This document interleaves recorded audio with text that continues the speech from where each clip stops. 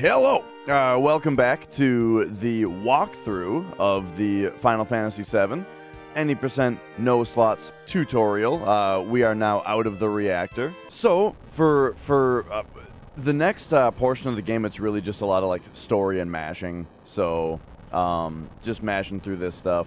But yeah, I always like to pay attention to which text box releases you, or which is the last text box, so you can prepare your movement, you know?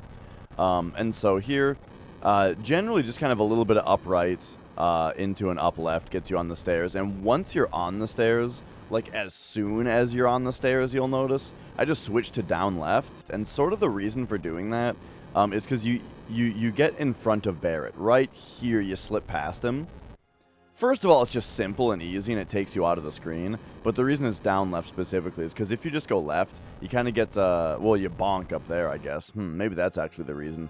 But yeah, either way. So, up right, up left, and then when you're on the stairs, switch to down left. That carries you all the way out of the screen. For the conversation with Eris, there's a dialogue choice, but it's the top option that you pick, so you just mash as if there's not a dialogue choice. From here, I think... usually I'll go a little bit of down right into just down. So this screen, you can slip through this spot and then go down here is kind of the fastest way. Now, the thing about it, though, is there is a potion here. This potion is not very far out of the way. So if you're looking for some extra money or something, you can grab this potion if you want. It's only a regular potion, though, so it's only like 25 that it sells for. I just ignore it personally, but you can grab that potion. When you pop down here, this is very, very important. There are going to be some choices here. There are some dialogue options, and if you pick the top option, you get into an extra fight, and that's a huge waste of time. So, this part is a single text box, and then it's the second choice. You don't have to clear this text box. You can just wait. And then it's second choice. And then it's second choice. And that's all you got to worry about. All right, so first on the train, there's just some dialogue. I'm going to fast forward through it because all this is mashing. Nothing to it until the last text box after Jessie closes the door. So she comes over, says one thing here. And then I believe this is the last text box. It is now time to talk about a new trick. So after this text box, she walks out. I just buffer down, right, and run, right? So during that last box, like I'm saying, always pay attention to the last text box, which is this one. Just buffering down, right, and run. Will exit the room. And now we get to learn about what is called a Paralysis Dodge. Remember Paralysis, which is 1 right now? That's what's used to make it so that you cannot move. So Paralysis generally starts when you enter a conversation, and it ends when you leave the conversation. So, like, for example, right here, our paralysis is 1.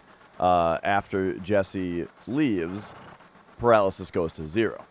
And that means we can move again. The game releases you once the event is complete. So, this part, there's a little bit of dialogue. And then when this, after this guy says this line, he runs out. And you'll notice the moment he leaves the frame, paralysis will change to 0. And Cloud spawns as well. So, here's the deal. If we talk to someone, paralysis is 1. Once we exit the dialogue... Wow, this guy talks more than I expected. Paralysis goes to 0. Yeah? So how a Paralysis Dodge works is if you trigger 2 events at once, your paralysis goes to 1. And then when one of the events finishes, it disables your paralysis while the other event is still active. So, what that looks like is if we get right into this exact pixel, and I'll show this a little bit closer in a second, but we do this like buffer here. So we just spoke to Jessie and we spoke to the guard at the same time. And so now, after we go through a little bit of text, the guard ran away. So that ended that event, and now we can move again, even though we're still talking to Jessie. And so now normally, like, this wouldn't really cause too much of a problem, because it just still triggers the next cutscene, and that's fine, right? However, this is a spot where we can use the Paralysis Dodge to our advantage. This text box, the bombs, the flashy stuff, you know, it's when you clear this text box, boom, that the game loads this cutscene. So it's right when you clear that text box, though, that the game knows, like, sets a flag, or it sets a variable in memory that says that you have seen that cutscene. So here is exactly what we do. We use the Paralysis Dodge to clear that text box and leave the room at the same time. And leaving the room overrides the start of the cutscene. It makes the start of the cutscene not happen, but because we cleared the text box, when we come back into the room, it loads the room as if we just watched the cutscene, and it skips the cutscene. So exactly the way you do it is, just as you load in, you can be buffering down and run while the red guy exits, and this is totally fine. So if you only run down, and this is easier if you only run. Some people will show you where they come up here and then they use, like, walking to kind of get into the spot. Don't do that. Just run. Because if you only run, then you know exactly what the pixels look like. This is not enough, so you do a single frame down. That's not enough, single frame down. This is what we're looking for. You see how the point of Cloud's knee has started to go into the bottom of the frame? That's what you're looking for. So, and this is the easiest to spot if you've been running the entire time and only moving down. It gets Cloud's position just right. So as long as you can, like, see the tip of the bottom of his right knee, you're not far enough yet. And you give it one more, you know, single frame down. Okay, this is the spot. And so all you have to do here is press down, right, and circle at the same time. And that'll trigger both. However, we just did it, but it's very difficult to do that.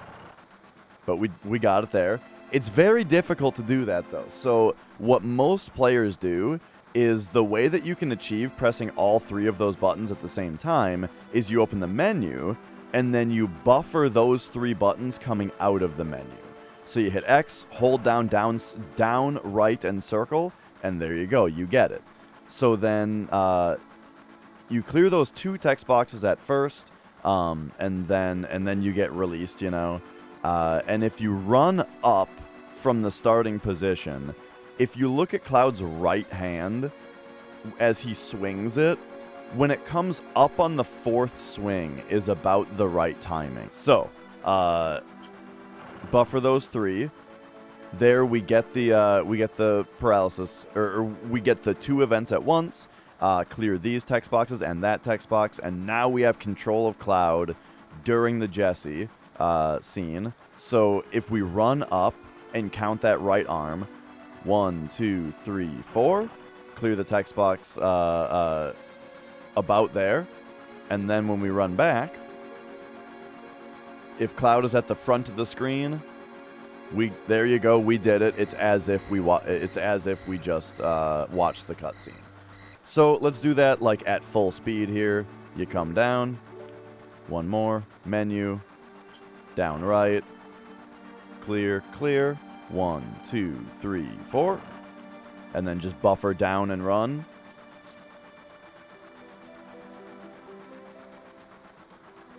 And there you go, we got it. So that's called Jessie Skip. I should have said that at the start, probably. That's what Jessie Skip is. That Paralysis Dodge used right there. So skips the little cutscene, saves like, what, 15, 20 seconds, something like that. So now, mash until the lights come on, right? There you go. And then, so we got to run over, we just got to run up to Barrett here, but you actually can't just buffer up and left. Wedge is in the way. So you got to do a little up, a little left, a little up. So usually on the lights, I buffer left, running left, you know, and then right when Cloud starts to move, I switch to up. But all right, and then from here, you're done for a minute, so this is just mashing for a little bit. The reason the controller doesn't show that I'm mashing here is because I'm using the emulator mash and not my actual controller. Alright, so on this part, once Cloud spawns, just need to run down to Barrett's side so that he starts talking. And then it's after he says move out. He runs to the left and then he says move out. That's when you get control again. So, you know, just buffer left and run. Get around these guys. This room just runs straight left. And now we've got kind of an interesting thing. In fact, I should maybe even time this. Because this is something where there's two ways to do it. So notice, if you come down here and you talk to Barrett right away, he asks you a question for some reason. But then now if you talk to him, oh, now he lets you through. So the timing of him letting you through, he only asks you that question if you talk to him right away. If you wait for Tifa to be running back into the bar, he doesn't. So if you come up here, watch Tifa, she goes over there, she bows, and then right now you talk to him, then he just lets you in. So that's a little bit faster. Or what you can do, and this is especially effective with fast disk speed, right here it might not actually be faster. If you just run out of the room with right, and then buffer left to run back in, and then buffer down left to get down here, that just like clears everything out, and then he lets you in. And on a PS2 with good loading times, that might be faster. It's what I always do. But I've never actually timed it, whether it's faster.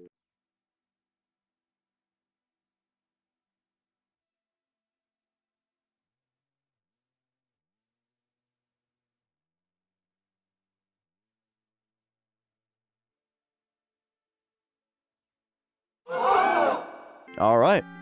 So here we have a choice, but the fastest thing is just to say the top, so don't worry about the choice. Now, after you rename Tifa, the next thing that you have to do is run out the door. So just buffer down and right as you clear that text box, and that runs you right into the door, starts the next part of the cutscene. The next thing that you'll have to do is run up and go down the pinball machine there. So buffer up left, you know, and then make your way around. Next thing is to run next to Barrett, so you just buffer left on this part, and he runs right into the cutscene trigger. Then we just have some words. Then when he gets in his face like this, just buffer right and run. That runs into the next cutscene trigger. And then when the camera pans back over to Cloud, buffer right, and then hit circle once you hit the thingamajig. Right here, to hit the cutscene trigger, just be buffering down and right, because right when you get control of Cloud, you just have to go down and right. So this is just a whole thing where it's very... Oh, and now it's all mashing. So it's just very good to know where you get control of Cloud, you know, and so that you can always be kind of buffering your movement ahead of time, so you know that you're always moving Cloud on the frame that you're able to, you know, and you're not losing any time there. So once you go back up the pinball machine and you go down and right, then it's all just mashing from there on, all the way until we're out of this cutscene.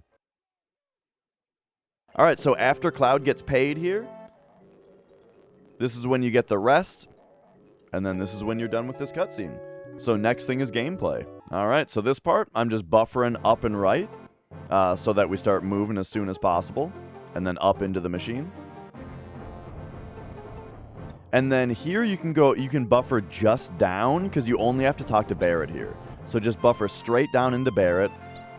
Here is an extremely, extremely important dialogue choice. We're about to get a dialogue choice that if we say the top option, it begins the, like, over a minute long materia tutorial that we don't need. So, here's the visual cue though. Cloud will change his stance before the option. So this part, you just mash, but look at Cloud. Mash while looking at Cloud, and when he switches stances, now you take the second option. Very, very important. All right, and then that's it. When they run into Cloud, we have control of Cloud once again. So now, there is an optional menu here. This is something that I like to do. You can do it at any time before apps if you choose to do it. I like to do it. We are going to lead the apps fight with a Braver, and the amount of damage that the Braver does may or may not be enough in order to skip one of his turns. And that's coming later. But in order to increase the chances that you will do enough damage, you can unequip materia in order to raise your strength. And so I right away, as soon as you get control here, I go down to the materia menu for Cloud, and I take ice off of him. So that's just right, and triangle is what just unequips a materia. I just take that ice off to get rid of the -1 strength. You can also take lightning off, but you really only need to take one of them off. So I choose to take ice off, and there you go. After that, just buffer down and right out of here. And it's gameplay time. So for the next part, the next thing that we want to do is we need to buy a bunch of grenades. So you come down here, and you can access this shop from the starting position. So just start mashing circle as you load in here, and you'll talk to the dude. And then the thing that we do here is sell all of your potions, and there's two reasons to do this. One is to make a little bit of money. You know, we get a little bit of money for doing this, but this also empties out the top slot of your inventory. So now you come back here and you can buy 21 grenades, and you need to buy the right amount here. Only buy 21 because we are about to go to Wall Market, and we need money in Wall Market in order to do the quests. So if you buy too many grenades here, then you're not going to have enough money. So don't do that. So buy 21 grenades, and then you can exit, which is just holding down. And that's all you do. You just sell your potions and buy 21 grenades. That's it. And so that has the added bonus. Selling the potions has the added bonus of now they are in the top slot of your inventory, and that's very important. Now, if you're a beginner, if you are just beginning, there is something that I would recommend that you do. So as you come in here, buffer up and left to get past the kid and go up the staircase. And then when you're up here, go into this room. And right down here, so if you buffer down and left, or down and right and just mash circle, you can grab this all materia, which you don't need, but more importantly, there's an ether in this chest. And what you can do with this ether is sell it and buy some extra grenades. So if you're just starting, I think it's pretty good to do this. So after grabbing that ether, then you can come in here and sell all of your potions like usual, and then sell one ether. Don't sell both of them. Only sell the extra ether that you just bought. And if you want, in my opinion, in order to not screw up menuing later, you should sell the all that you just picked up. It's going to sell for 0, but the reason that you do this is because you don't need the all, and it's only going to screw up your menuing later if you have it. If you have an extra all, then everything else that I tell you about materia menuing is going to be off by 1, you know? So I would suggest that you just sell the all for 0, sell that 1 ether, and now with your grenades, you can afford to buy several more grenades. I would recommend just buying 5 more, but actually 6, 7, 8, 9. Looks like you can actually buy 9 more grenades. So you could buy 30 instead of 21. Yeah, that's, you know, actually, you know what? Go ahead and buy 30 grenades with that extra ether. So that's the beginner strat, right? I did that for a long time. It only costs like 20 seconds or whatever to go up there and do that. So I did that for a long time. Before I quit. So there you go. There's a little. There's a little optional thing for you. So, okay. We're not going to do that, though. We're just going to buy the 21 grenades. And then I come out here and just buffer upright this whole way. And that gets you out here. And now, it is time to learn guard skip.